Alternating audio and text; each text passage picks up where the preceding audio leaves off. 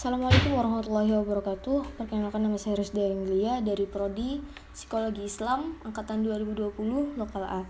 Dibuatnya video ini untuk memenuhi tugas middle test dari Bapak Muhammad Syafi'i MAG dengan mata kuliah Mantik. Bab pertama ada pengertian logika dan ilmu mantik serta tujuan dan manfaat logika dan ilmu mantik. Mantik secara etimologi dan terminologi berasal dari dua macam bahasa, yaitu bahasa Arab natoko yang berarti ucapan atau berucap, dan bahasa lainnya berarti suatu perkataan, ucapan atau sabda, atau lebih singkatnya mantik dikenal dengan istilah logika. Mantik juga dapat diartikan sebagai suatu ilmu yang membahas tentang alat atau cara berpikir, sehingga orang yang dapat menggunakan dengan tepat maka akan terhindar dari cara berpikir yang bersifat salah. Juga suatu upaya untuk seorang agar dapat berpikir dengan cara yang benar agar tidak keliru. Secara etimologis, logika adalah istilah yang dibentuk dari kata logikos yang berasal dari kata benda, logos. Kata logos berarti sesuatu yang diutarakan, suatu pertimbangan akal atau pikiran, kata atau ungkapan lewat bahasa. Kata logikos berarti sesuatu yang diutarakan, mengenai sesuatu pertimbangan akal, mengenai kata, mengenai percakapan, atau yang berkenaan dengan ungkapan lewat bahasa. Ilmu mantik atau logika merupakan suatu cabang pengetahuan yang sangat penting diketahui manusia untuk memperoleh ilmu atau dalam mengembangkan ilmu pengetahuan, baik pengetahuan umum maupun agama, supaya cara berpikir dalam hal tersebut lurus, tepat, dan teliti, agar tidak keliru atau salah dalam menyusun kata-kata, sehingga dalam mengambil kesimpulan ikut salah juga. Mempelajari ilmu mantik sangat besar manfaatnya, diantaranya yang pertama logika, melatih kesanggupan akal dan menumbuhkan serta mengembangkannya dengan membiasakan metode berpikir. Yang kedua, mudah membedakan antara pikiran yang benar dan yang salah. Yang ketiga, melatih akal manusia. Yang keempat, dengan membiasakan latihan berpikir, manusia dengan mudah mengetahui letak kesalahan dalam menghambat usaha pikiran untuk memperoleh sesuatu yang diinginkan akal manusia. Yang kedua, sejarah dan perkembangan mantik. Menurut sejarah, dasar-dasar ilmu mantik atau logika sudah dipelajari semenjak zaman Luqman Hakim atau zaman Nabi Daud alaihissalam. Dari Luqman Hakim turun kepada filsuf Benubas, kemudian turun kepada filsuf Socrates dan Socrates, lalu turun kepada Aflatun, dan akhirnya sampai kepada filsuf Aristoteles yang dikenal sebagai bapak logika. Logika merupakan cabang ilmu dari filsafat, maka sejarah lahirnya logika tidak bisa lepas dari bagaimana filsafat itu muncul. Filsafat pertama kali muncul di Yunani, lalu pada abad ke-6, yaitu filsafat pertama kali muncul pada abad ke-6 sebelum Masehi. Pada waktu itu orang-orang Yunani mulai kritis terhadap alam sekitar dan mulai memikirkan segala sesuatu yang ada di sekitarnya. Mereka lah orang-orang yang berusaha keras menganalisis dan menyusun kaidah-kaidah berpikir agar terhindar dari kesalahan dalam membuat kesimpulan. Zeno dari Citium disebut-sebut dalam sejarah sebagai peletak batu pertama digunakannya istilah logika, tetapi persoalan-persoalan logika telah dipikirkan oleh para filsuf mazhab Elea. Persoalan yang diusung oleh mereka adalah masalah identitas dan perlawanan asas dalam realitas. Hal ini terungkap dalam pikiran dialektis Parmenides. Pada abad ke-8 Masehi, ketika agama Islam telah tersebar di Jazirah Arab dan dipeluk secara meluas sampai ke timur dan barat, perkembangan ilmu pengetahuan pun mengalami kemajuan yang pesat. Puncaknya terjadi pada masa pemerintahan dinasti Abbasiyah, yaitu pada masa pemerintahan Khalifah Harun ar-Rasyid dan Al-Ma'mun. Pada masa itu terjadi penerjemahan ilmu-ilmu filsafat Yunani ke dalam bahasa Arab, termasuk ilmu logika.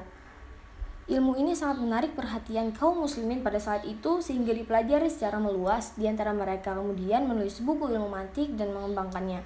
Dalam berbagai segi, mereka mengislamisasikan ilmu logika melalui contoh-contoh yang mereka munculkan.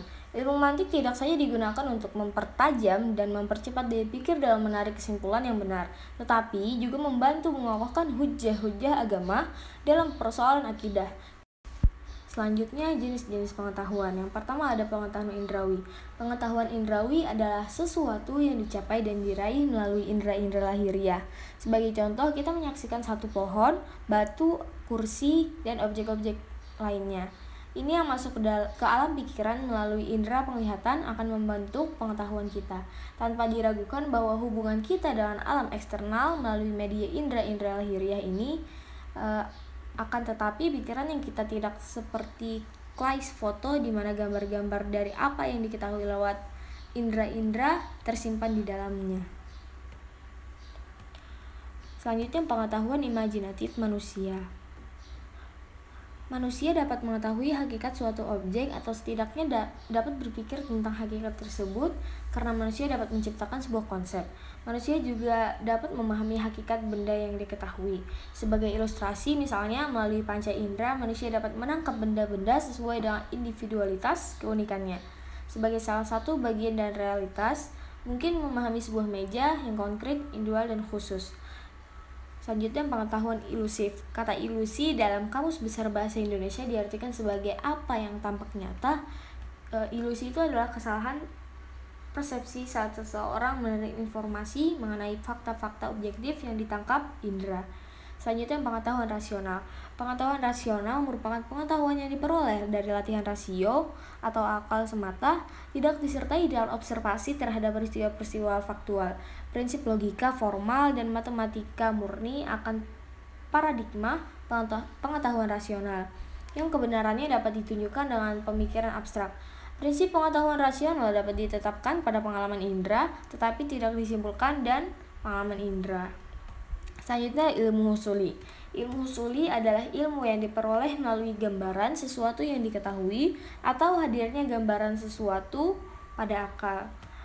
Dan yang terakhir ada ilmu haduri. Ilmu haduri itu dalam kajian tasawuf disebut pengetahuan kasyfi dan juga disebut dalam ilmu laduni, yaitu realitas eksistensial yang hadir dalam diri subjek atau diketahui secara kehadiran tanpa perantara apapun. Selanjutnya, prinsip dalam logika. Asas adalah pangkal atau asal dari mana suatu itu muncul dan dimengerti. Maka asas pemikiran adalah pengetahuan di mana pengetahuan lain muncul dan dimengerti. Asas pemikiran dapat dibedakan menjadi asas identitas, principium identitatis atau kanun zatiyah, merupakan dasar dari semua pemikiran dan bahkan pemikiran yang lain. Prinsip ini mengatakan bahwa itu adalah dia sendiri, bukan jika kita mengakui bahwa suatu itu Z, maka ia adalah Z, dan bukan A, B, atau C. Bila dijadikan rumus, maka akan berbunyi, bila proposisi itu benar, maka benarlah ia. Prinsip ini merupakan prinsip kesamaan yang berbunyi, suatu benda adalah benda itu sendiri dan bukan orang lain. Asas kontradiksi atau principium contradictoris atau kanun tanakut merupakan perumusan negatif dari asas identitas. Dalam logika ini berarti menaati asas identitas dengan menjauhkan diri dari kontradiksi atau tidak boleh memungkiri atau membatalkan begitu saja sesuatu yang sudah diakui.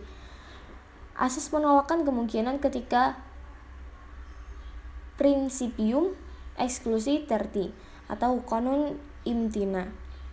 Asas ini mengatakan bahwa antara pengakuan dan pengingkaran kebenarannya terletak pada salah satunya. Pengakuan dan pengingkaran merupakan pertentangan mutlak karena itu tidak mungkin keduanya benar dan juga tidak mungkin keduanya salah. Rumusnya adalah suatu proposisi selalu dalam keadaan benar atau salah. Selanjutnya, keterkaitan logika mantik dengan bidang ilmu lain.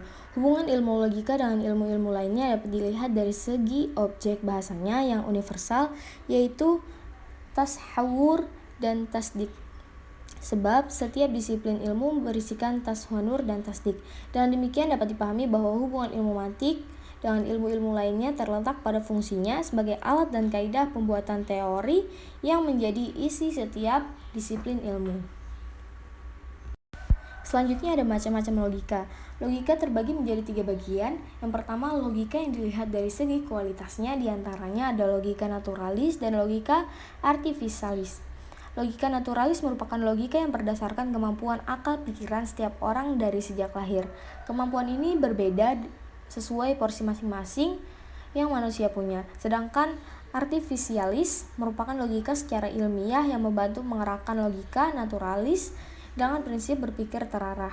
Yang kedua, logika yang dilihat dari metodenya. Di antaranya ada logika tradisional dan logika modern.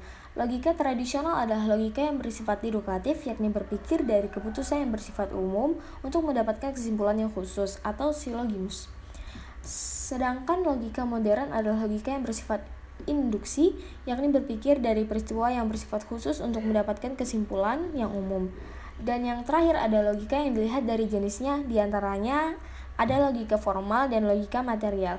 Logika formal adalah logika yang mempelajari asas-asas, aturan-aturan atau hukum-hukum berpikir yang harus ditaati agar orang dapat berpikir dengan benar dan mencapai kebenaran. Sedangkan material adalah logika yang menguji hasil-hasil dari logika formal dan mengujinya dengan kenyataan-kenyataan praktis yang sesungguhnya.